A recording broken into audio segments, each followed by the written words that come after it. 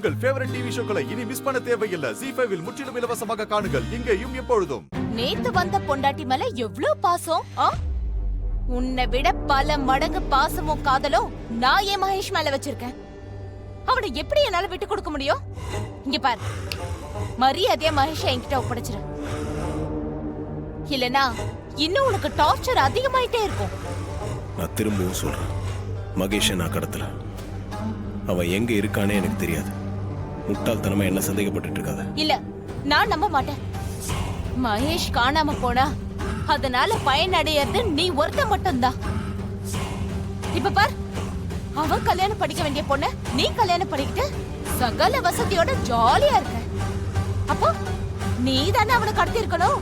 சுயநலத்துக்காக எதை வேணா செய்யற உன்ன மாதிரி கேவலமான ஜென்மங்க தான் இப்படி எல்லாம் யோசிக்கும். நான் அப்படிப்பட்டவன் இல்ல. நான் ரேவதி அடையணும்னு நினைச்சது கூட இல்லை. நான் அவளை கல்யாணம் பண்ணது சூழ்நிலைக்காக மட்டும்தான். சொல்ல வேண்டியதெல்லாம் சொல்லிட்டேன். உன்கிட்ட எல்லாம் என்ன நிரூபிக்க வேண்டிய அவசியம் எனக்கு இல்லை. நான் ரொம்ப கண்ட்ரோல்டா பொறுமையா இருக்கேன். இதுக்கு மேல அவளுக்கு எதனா செய்யணும்னு நினைச்ச இப்ப நீ பாக்குற ஆளா நான் இருக்க மாட்டேன். ஓ, அவ்ளோ பெரிய கோவக்காரனா நீ? அதேதான் நானும் சொல்றேன். இங்க பார், என் மகேஷ் மட்டும் எனக்கு கிடைக்கலனா இந்த மாயாவோட இன்னொரு பக்கத்தை நீ பார்க்க வேண்டியிருக்கும்.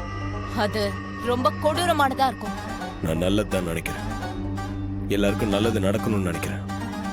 ஆனா நீ குடியை கெடுக்கணும், மத்தவங்களை அழிக்கணும்னு நினைக்கிறேன். ஓ, நான் கேட்டவ நீ நல்லவனாக்கும். இங்க பாரு, இதுக்கு மேல ரேவதிக்கு மனசாலியோ உடம்பாலியோ சின்ன தொந்தரவு வந்துச்சுன்னா கூட நான் சும்மா இருக்க மாட்டேன்.